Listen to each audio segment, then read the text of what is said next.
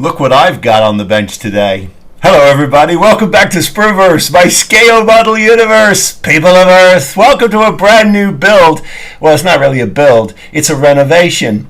And I have got the actual original prop from my 96 movie here on the bench.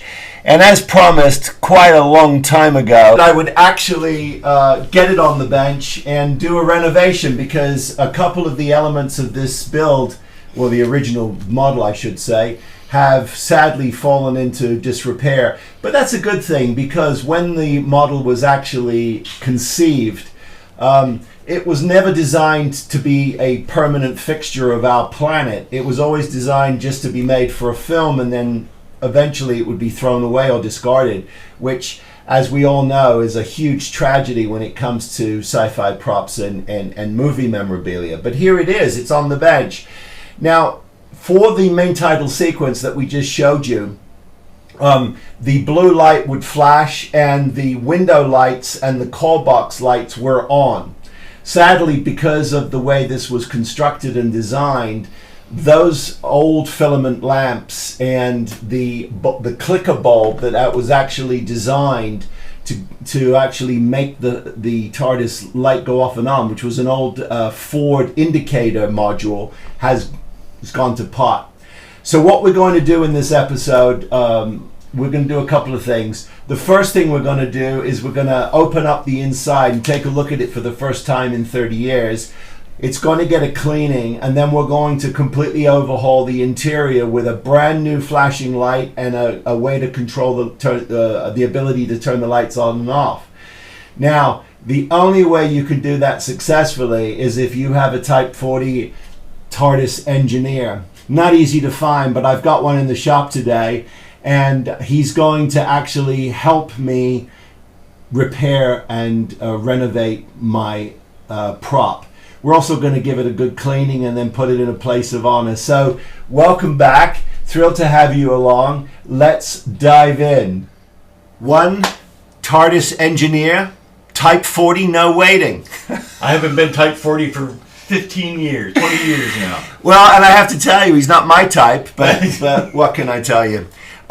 So Lou is here in California, and I'm thrilled to have him. And it's just so much fun when he decides to show up.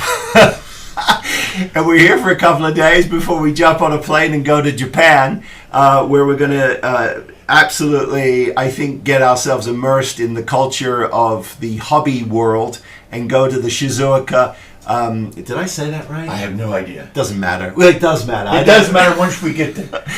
We're going to go to a very, very large model show that's sponsored by Tamiya. So it's going to be really interesting to see what we can see. But anyway, he is here. Tomorrow we jump on a plane. And I've once again begged and cajoled him into helping me because these kinds of things are, they're important pieces of film history. But more importantly, this needs a more critical eye, because I've had over the years, I've had a couple of requests for the color of the exterior of the TARDIS. This color was given to my production design team by the BBC. I was not involved in those conversations, so in terms of what it is and what the swatch is, I don't know.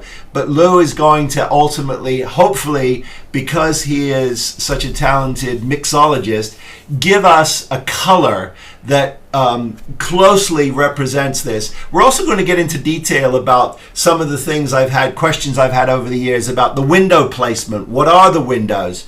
The other details on the box, the light itself, how it is designed, what does it look like? All of those things will be dealt with in this episode. But to start with, I thought it would be fun for us to go ahead and look at what's inside after 30 years. You're going to get a chance now to take a look at just exactly how this was constructed from the inside out. So let's go ahead and get you overhead here. So here it is. We're going to remove the lid. Oh, wait a minute. Ancient Gallifreyan text says front. I don't know if you can read that in Hang English. Hang on. There it is. Whether you can read that in English. Ancient Gallifreyan text that says front. Front. Very important. Got to know that. Okay. So we will move that for a second. Oh, it's also, how would you... Now you can take that time. Okay, but how would you describe the patina on this? It needs cleaning? It's got like, if you've got a spackle ceiling, a popcorn ceiling in your home anywhere, it's roughly the same texture, and I mean rough, and it is nothing but a dust catcher at this point. But it's actually quite organic looking once we clean the dust out of it. Okay. Okay. So here we are, we're overhead, and what you're seeing inside is exactly how it was created. Now we've got some old filament lights here that have to be removed. They were powered by a couple of little drive, I don't know what you'd call them. They're boards, little boards. I don't know what they do, but there is I've just noticed there's a switch on one of them. Now nothing can be powered up because the main cable is cut. All it was literally an old extension cord that ran out to a longer extension cord for power, and there is a hole for a mounting post underneath. We'll look at that a little later. But this is what you get. Also, below this hole, I'll get my fat hand out of the way, below the hole in the center is the Ford indicator clicker unit that is long burnt out. We're going to remove that. We're going to remove everything. We're in America. You can call it a turn signal. Okay, thank you. Turn signal. I've been advised. Turn signal circuit. You can call it that. Yes, turn signal circuit. And we're going to be removing all of it piece by piece. And then we've got something really cool. Our dear friend Ralph over at Tenor Controls has supplied us with a board. And here is said board. Laid out on the table, so you can see it consists of a sound card and a board that's going to allow the blue light on top to flash on and off. It also, he's provided us with the ability to hook up some SMD strip lighting. So we're going to go ahead and put that in or figure out what the design of such is. And as we sort of go through the steps of how we're going to restore this, we'll sort of do that step by step, and then of course at the end we'll have the final reveal of everything in place, sound and all. So this should be pretty nifty. Really excited. Okay, so first thing we're going to do is we're going to remove the guts. We're going to gut it. We're going to gut it. Okay. Like a fish. So we're going to do that. Engineer, what do you see? I see some high-tech paper covering the windows. Yes. I see some gaffer tape holding down the wiring. Okay. I think what we need to do is just do a merciless clean out. Okay. Get these fluorescent bulbs out. Maybe we need a little box to kind of put the organs in as we pull them out of the carcass here. Yeah, you got it. Oh, okay. That would be fun for us to look and see. Do you need a pair of wire cutters? Depends on how ruthless we're going to be. Okay. Well, I think we can take most of it out. Yeah. I mean, it's all useless to us now, right? Yeah. There's your relay for the turn signal. Oh, you pulled it out. Okay, Yeah. there it is.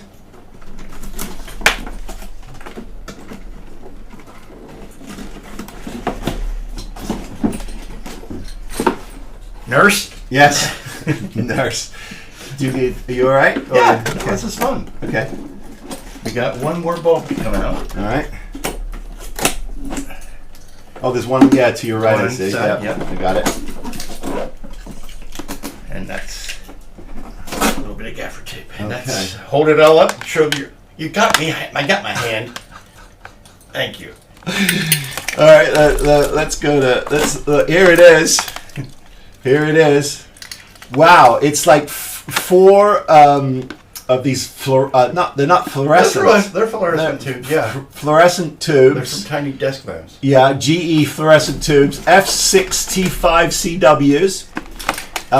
A Radio Shack plug, a 12 volt, 300 milliamps. That's valuable right there because it's a Radio Shack. Yeah. That tells you something. And then these boards, Lou, with this switch, I wonder what that would have done. And it looks like this was It was meant to go on a battery pack. Well, here's your power in. Yeah. So this is Jimmy rigged in a funky way, wasn't it? Yeah.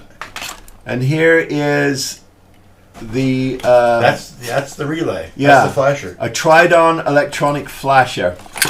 There you go. There you go. So, we can still use these mounts that are in here for the fluorescent lights. If we wanted to mount our LED strip into those, we could use those.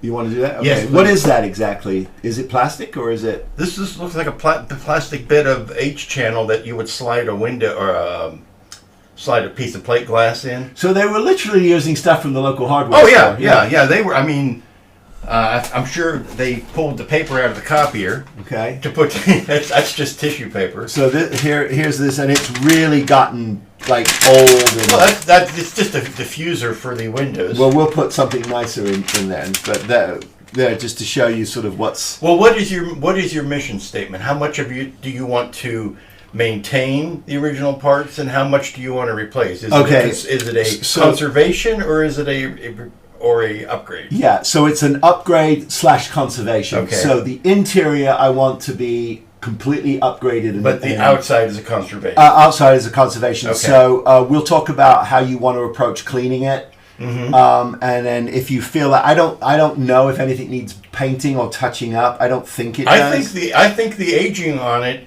adds to the character. Clean the dust off of it, but I think any chipping and leave it alone and texture you see in it, it actually feeds into the character of it. Okay, so basically leave it alone. Well, unless we're down to bare wood in some spots, and then we'll touch that up. Okay, fair enough. But yeah, if we're going to go ahead and take these. And can you tell us a little bit about what you're seeing, Lou, in terms of the ancient Chinese Velcro? The window panes. I get a lot of questions about what was used. Can you tell me what it is? It is, and you were right about it. It looks like it's plexiglass. It is okay. It's plexiglass. Now I don't want to do that. That gets into messing up with it. It looks like the mullions on the inside are applied. So do we need some Gorilla tape black tape to retape that down? Yeah, okay. I would feel better retaping that down and not messing with the sanctity of that piece. Okay, got it. But we can take this off. We can either replace it with a very thin styrene. I think we will. Or we can replace it with a frosted paper. Yeah, I've got plenty of diffuse. Okay. Does anything? I probably get you the vacuum. Yeah. Oh yeah, it's got dusticules in here. So there's some old gaffer's tape here that's lost its complete. It's lost its gaff. Yeah, it's lost its gaff. Okay, here we got a piece of paper that's stuck to the. That's okay, and I see this one is slightly. Yeah, that's the. But that's okay. Once we glue that in, tape that back, you'll never see that. Let me see that for a second. What they've done is. That's a double. It's a double. It's a single pane. Now, see, I thought, Lou, that they took some kind of a soldering iron to it, but you think it's actually just a faux. You know what I think it is? I think it is a clear piece that has another clear piece stuck on top of it, and then clear glue just made dots out of it. Because from the outside they are raised domes. It feels very rough, the surface. Yeah. So what I'm thinking that is a clear. Wouldn't have been a resin. Wouldn't have been a. It could have been an epoxy. Just dropped on there. And yeah. So, but because it didn't yellow, which is curious. No, well, I mean it's kind of yellowed, but appropriately. It's not bad yet. Yeah. Right. But you look at something like that, you can clearly see that those are just drops sitting on top of it. Yeah. Okay. So yeah, it's not, and it's very, very, very, very thin. It's like acetate almost. It's not a piece of plexiglass like I assumed. Now we should not clean that at all. Yeah, we should clean that. We should clean that. Take a little alcohol and a Q-tip and just wipe it down. Okay, got it. Okay. Very good. I am concerned about making sure that it doesn't come away from the frame on the inside. So just a strip around it with with new Gorilla Tape will do that. Okay. But that's outside of vacuuming. That's all the cleaning out there needs to be done. Okay. Very good. We've got just a little touch of Dawn, which is a very mild detergent in some very clean water. And we're just going ahead and we're removing the 30 years of dirt. We're not trying to remove the patina that Lou has discovered is most likely a wash that was on it. Looks like there's a grime wash. It's in the areas you would expect it, where dirt would pool on an actual, it's very well thought out, of where dirt would settle on an actual building like this. Right. And I was trying to clean off something that's supposed to be there. There you go. Okay, well that's good though. And it's really it's coming along. One of the things we talked about, which I thought was really interesting, is there is, and again, we're going to get into paint in detail, but we think this was you think it was originally an enamel? It was believe it was an enamel paint that was sprayed over a texture. Yeah. Yeah, it wasn't a case where the paint itself created the texture. No, but by a brush stroke or by. And is it possible that it was a satin and not a matte? Well, you know better for me about television production. I would imagine they wouldn't want anything too glossy or too shiny that would kick a light around. No, however, but it does have a bit of a gloss to it. So I'm going to say a satin at the most. Yeah. Well, interestingly enough, it was filmed obviously in an incredibly dark stage here in Los Angeles, and it was placed on a post. That was wrapped in green screen itself, so and it could be angled, and it was then slowly spun, and that's how it was filmed. So I would imagine that source lights for that were really only intended to be what was actually on the model itself. Do you think, I'm asking you because you're the expert on this, do you think it would have caused a problem for blue screen if the blue color here was too close to blue screen? Well, what if it was blue, but they used green? So they were using green. They had no issue. Yeah. Okay. Oh yeah, they had. Well, weathermen have been using green forever. Exactly. But, no, they used green because obviously that would have been a factor. Yeah. So no, absolutely. There are times where blue makes better sense than green, but in this case, it was most definitely green screen that was used. Let's take a look at the interior here as Lou works. This is now the cleaned up interior. He removed all of the old gaffer tape and junk. Very careful to avoid touching the. I would say they're the frames for the windows. The windows got a very light cleaning. And then our intention is to do, as Lou explained to me, all of the sort of the heavy duty touching now before we start to do the delicate repairs on the windows. And what I mean by delicate repairs is we're simply going to replace that old gaffer tape that was falling apart with some Gorilla Tape so that they have no way of moving. The frames themselves, we discovered, are relatively stable. It's the glass behind them. It's the glass behind. It's much thinner material than I was expecting and probably what you would think they would have used. Yeah. It's more like overhead film acetate. Yeah, interesting. And again, trying to sort of be archaeologically correct with what the glass is made of, because over the years people have asked me, and it's like,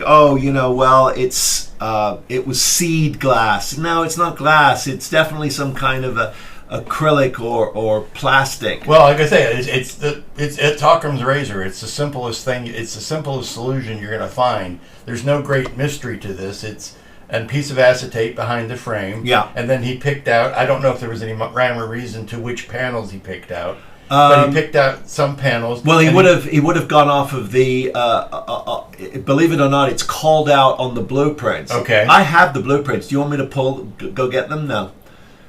They're a frames. Maybe as you're doing a wrap up. Yeah, I'll pull it out. But I have the original blueprint that was supplied to me by the BBC. It doesn't look like anything more than either, I won't say hot glue, but maybe drips of resin or epoxy on top of the panels. Yeah, because I notice... Because you notice that there's a collection of domes there, which gives you that beaded glass look. Right.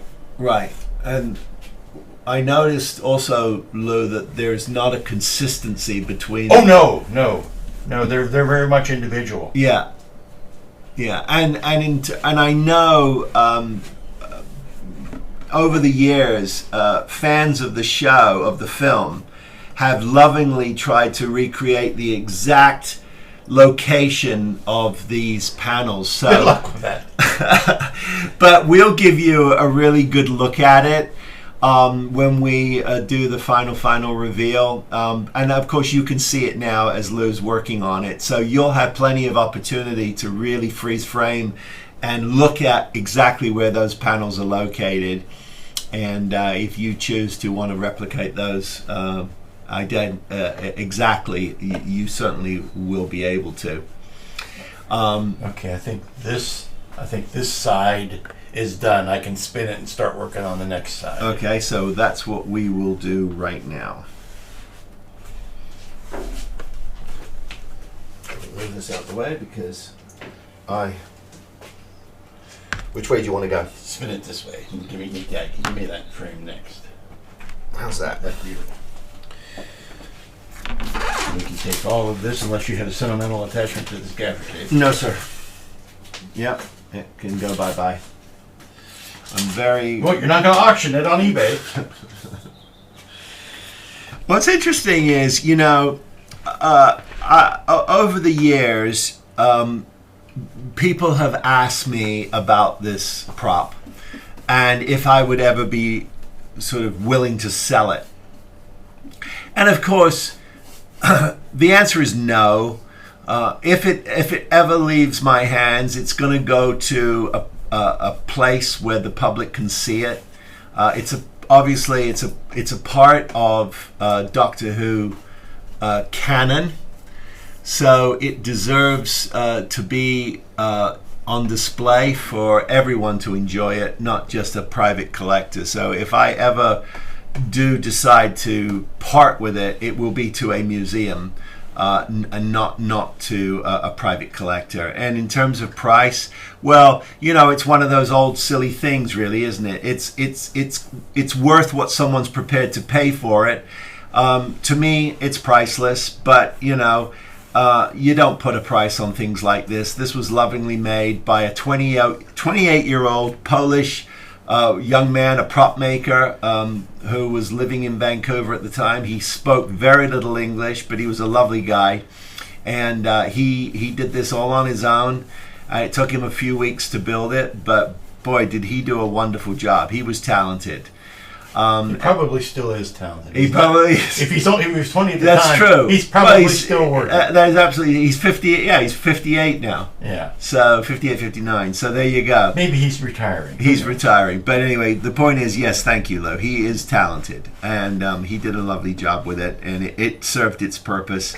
It was less expensive for us to build this model for the main title flying sequence than it was to do CGI at the time. That all those years ago, the process of creating CGI, generating it, and was very expensive, and post houses would have charged easily $75,000 at the time to create this in CG. This prop was made for approximately $20,000 to $25,000. Should have told me that. Now I'm getting nervous. Don't be nervous. I'm in good hands. There's no one else I would allow to do this, by the way. There isn't a single other person on this planet I would trust. You're not watching him clench as I'm doing. I'm taking rather aggressive swipes at it here with the water and the sponge, and I can just feel his teeth clenching as he. No, it's looking wonderful, and it's interesting, and we can sort of just do a cursory conversation about this, but and we'll get into it a little deeper later. But I see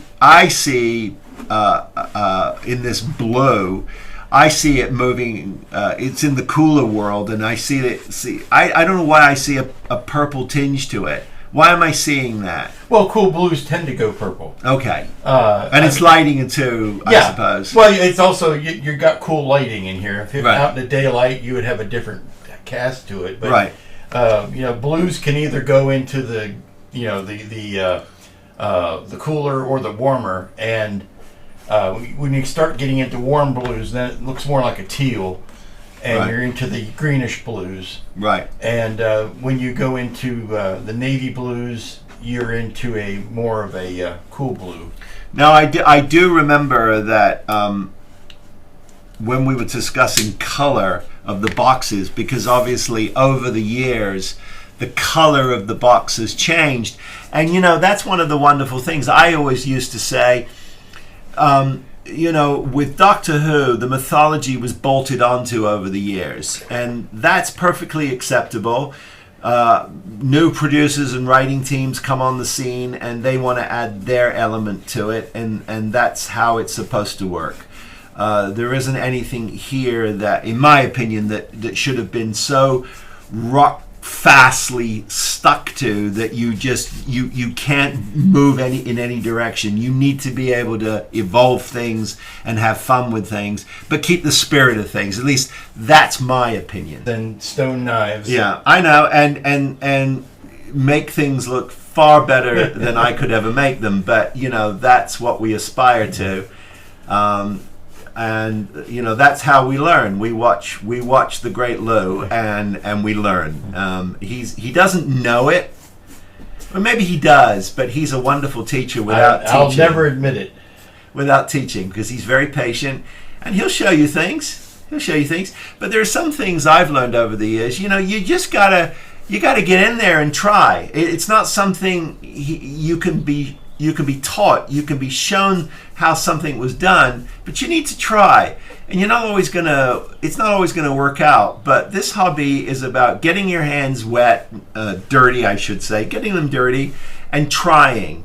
For the most part, unless you're working on something like this, paint is paint and plastic is plastic, and most things can be repaired and repainted. What Phil was saying about preciousness. My biggest fear, and the thing I had to get over when I started back into this, was don't be afraid. Just get in it. It's get in and build it. Get in and start working on it. It's not going to bite you. It might fall over and hit you, but it's never going to bite you. Don't be afraid to just jump in and start on something. And if you don't succeed the first time, join the club, because none of us did. That's right. And Boy. And get up and do it again. The great Yoda, who says, failure is the greatest teacher. I'm sure it was written for him, because Yoda, not that deep a thinker.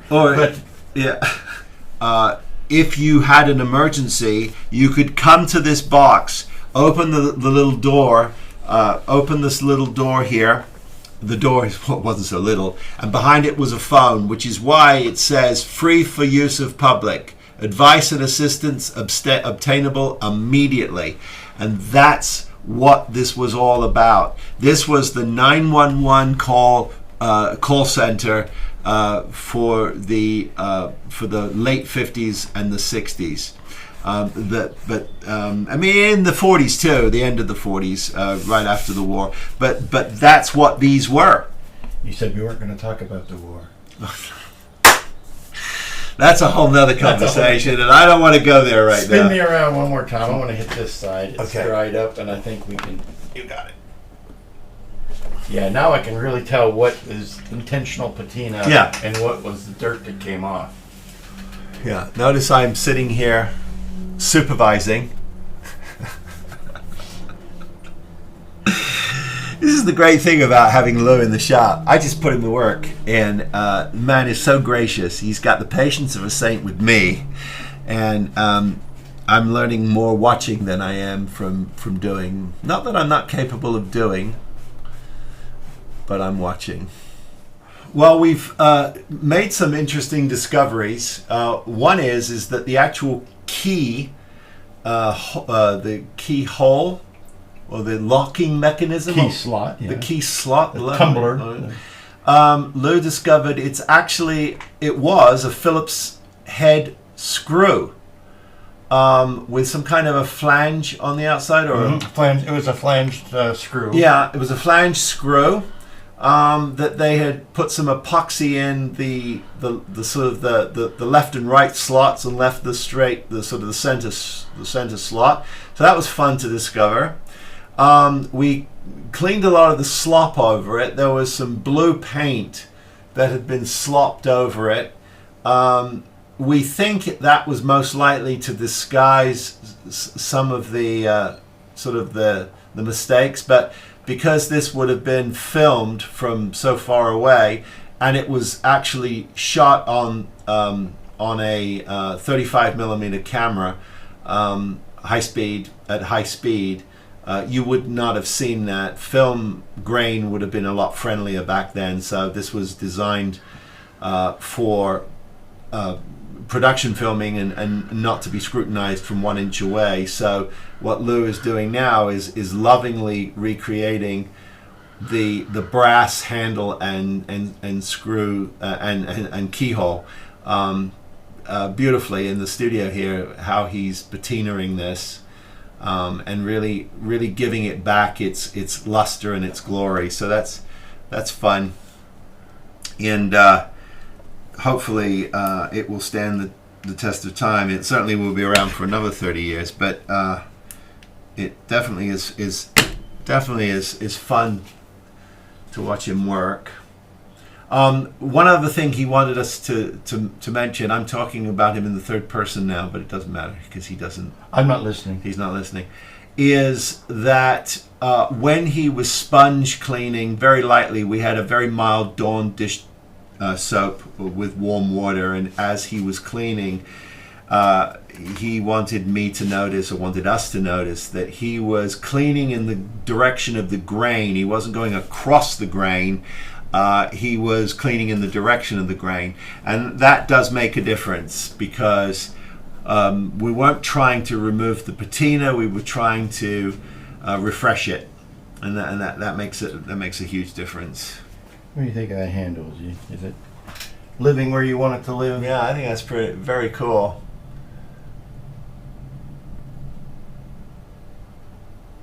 Very cool. No, don't do that. Don't do that until I or anybody else comes to get you. It's got that double stick or that electrical tape stuff on it. Okay, let me get it done.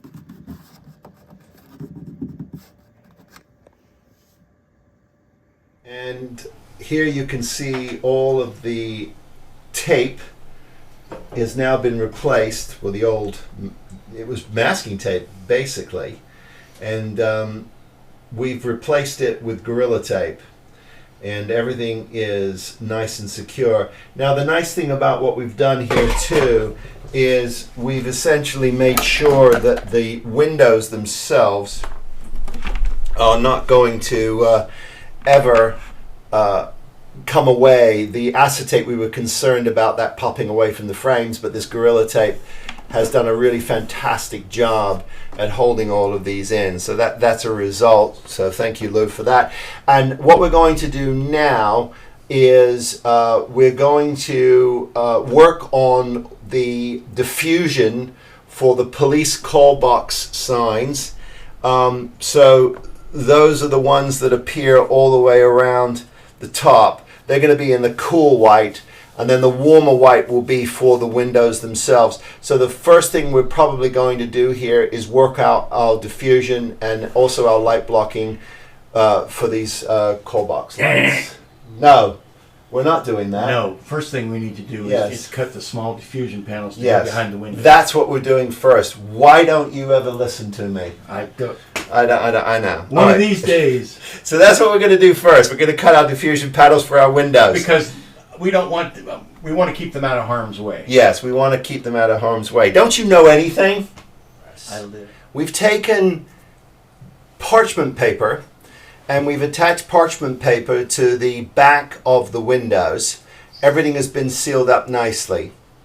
We then took a piece of, looks like 4-inch pipe, just regular 3-inch PVC. Thank you very much. 3-inch PVC. We made that 9 inches long. We've wrapped it with a warm SMD strip. We have now epoxied that pipe to the center, and we've run a extension cord, a regular extension cord, through that because we're going to plug in Ralph's board to a wall wart that's going to be on the end of this extension cord that I'm showing you there, and that will all sit nicely inside of the interior of the TARDIS. So really, in the last few hours, we've made some really incredible progress. This is looking really good, and when you see it fired up, we've tested it. Oh, there it is. Look, he's testing it. So let me get you on the outside here. Look at that. Off, and then off, and then now on. You can see it's a really lovely warm light. Could not be happier with that. That is exceptional. Bravo. Now, once the lid is on, obviously it'll be more obvious, it'll be brighter darker, and much brighter. Under the studio lighting. Yeah, but very cool. Very excited. So, wow, what a result. We're doing... it's a party. It's a TARDIS party. Yeah, we're doing great. We're doing great. And, of course, thank God for our TARDIS engineer. Thank God. And how do you know he's a TARDIS engineer? Well, it says so on the box. It's on the label. It must be true. It must be true. So well, I must say it's exhausting watching you work, but there you go. Well, you can look away. Don't look at it, Marion. We're over your shoulder at the moment. And this man has a full head of hair, unlike me. I'm starting to see that little landing strip for a flea appear on my overhead. Very good. If you're going to get nasty, I'm going to leave. So we're going to...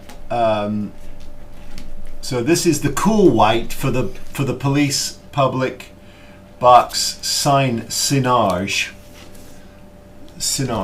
and we were so it's for these up here. So we had warms for the windows and cool for the police box, and I wish I could take credit for that, but I cannot. I have to give all the credit in the world to the great Aztec dummy himself, who has kindly been co-opted into...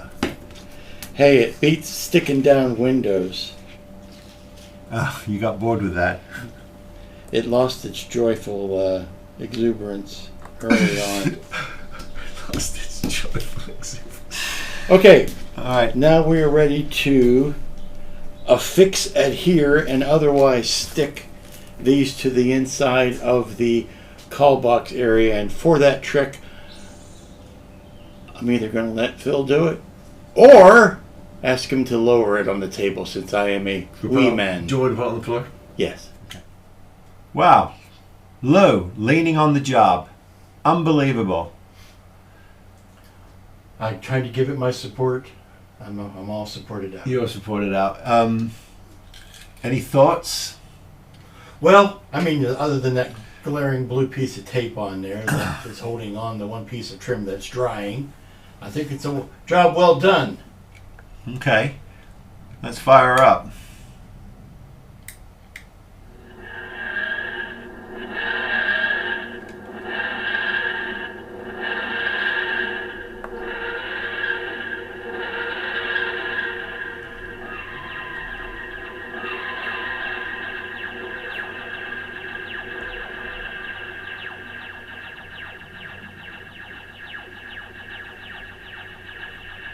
Yeah, very happy with it.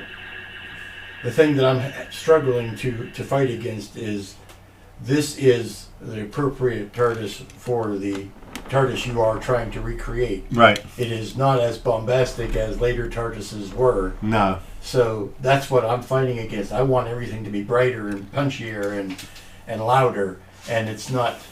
That wouldn't be appropriate. No, and this was, again, this was built for a main title sequence instead of CG. and it was filmed in green screen in a absolutely pitch black stage, and we allowed the source lighting to light the ship. Mm-hmm. So I think it feels to me just as it did on the day we filmed it, and that's exciting. It's had a really nice soft cleaning. We made sure that the glass was lovingly sort of supported, resecured, and we gutted it. We put a Ralph Tenaglia board in it. Thank you, Ralph. Thank you, Ralph. And if you don't know who Ralph is, tenorcontrols.com, check him out. I'll put a link to his shop in the description below. We also have been supported kindly by the great Aztec Dummy himself. If you need masks from Lou, that's culttvman.com, and I will make sure that all that information is in the description below. And I'll have some closing thoughts in just a minute. Okay, as promised, our TARDIS engineer is going to help us get a color match for the shooting model. So just to recap, if you're coming in late to this and can't be bothered to watch the last of it, we've been doing a very, very, very light restoration on it. We've completely rewired it. And now what we're going to do is try to give you an exact color match of the shooting miniature. And that would have been the paint that was applied by the production team up in Vancouver in conjunction with the BBC. So Lou is got his color palette out, and we're going to mix away, and we will tell you exactly what the formula is. Well, as close as we can get it, but I think we're going to get pretty darn close. Now, much like the 11 herbs and spices that make up a Kentucky Fried Chicken, this is a secret and ancient recipe that has come down from the ages. And I will tell you that it looks to me to be 1 part flat blue. This is the Tamiya flat blue. You know it, you love it. I'm going to tell. Let's see. Let's maybe say that is three parts of flat blue, and 1 part of field blue, just to dirty it down and make it look a little ugly. We're just going to mix it up here. We're going to touch it up here. And Nigel's your uncle. I would say Bob, but I'm looking for a British name. Nigel's your uncle. Basil's your uncle. Maybe Basil's your uncle. And we're going to do a little touch up here on the seam. I'm not trying to do anything more than touch just the areas where we're seeing the white underlayment. I don't want to repaint this thing. I don't want to interrupt or to touch the paint that was already put on there. I'm just touching over the white. Now this is for this iteration of the TARDIS. Correct. There have been many colors of TARDISes over the years. Oh yes. Going from almost a sea blue, deep sea blue, to a turquoise. Correct. But that's not that. This is this. No, this is strictly for those who are interested in the McGann movie TARDIS color. There's been a lot of questions and emails to me over the years about all kinds of exact details about the configuration of the window panes. And oh look, I can be a TARDIS person. No. Oh, sorry, I don't do that. I don't get copyright strike. Hi.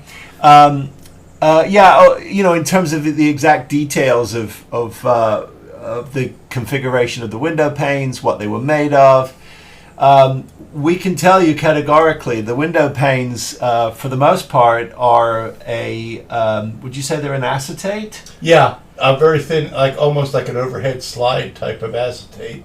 And then the what I refer to as the old glass or seed glass appears to be acetate that has been messed with either by adding Definitely adding. It looks like it's a second layer of acetate. Yeah. And then added either with I don't want to say a hot glue, but maybe an epoxy just dribbled over top of it and drops and make it almost looks like fish eyes, like it's that weathered rice, that sort of old-fashioned pane glass. So it's what I thought originally. What it was I actually originally thought that it was they'd used a soldering iron to melt to melt, but it does definitely to the touch feel like another layer. It's definitely additive. Yeah, it's additive. It's not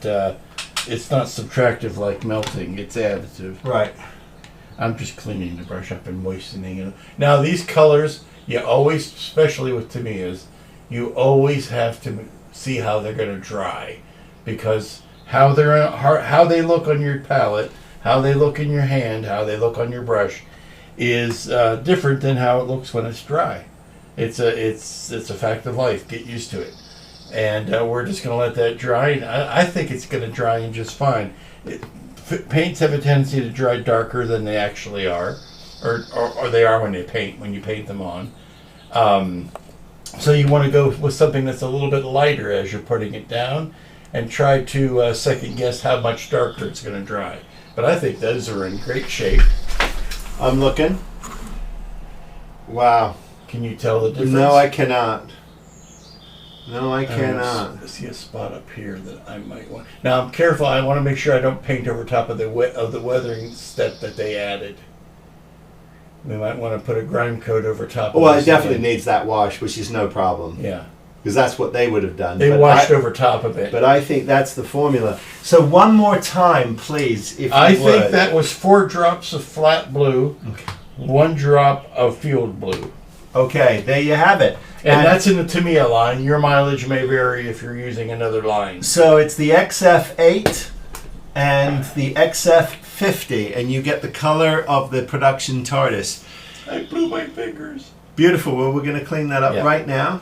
So there we have it, the TARDIS refurbishment with a brand new lighting package, courtesy of and thanks to the great Ralph over at Tenor Controls. He did a fantastic job, so thank you, Ralph. I appreciate it. If you've not checked out Tenor Controls, go check him out, tenorcontrols.com for your lighting needs.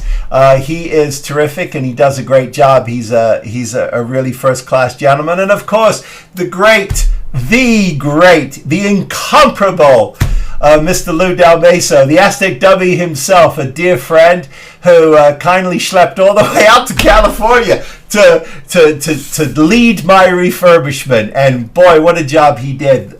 Cleaned it beautifully, restored it beautifully, and of course we got that great color match. So if you are curious about the color of the TARDIS, all revealed, there you go. So that's it. Hey, if you want to get a hold of me, I'm spruverse@gmail.com. I post most days on my Instagram account my in the weeds photos of what's going on in the studio or out and about with Spruverse. That is at Spruverse. Hey, buy me a cup of coffee. That link's on my channel page. It's for my charitable builds, or if you just want to say thank you. Please don't forget to like and subscribe. Click that button. Give me a thumbs up. I greatly appreciate it. But as always, I wish all of you, please be safe, be well, build something, and I'll see you next time. Take care, everybody. Be well.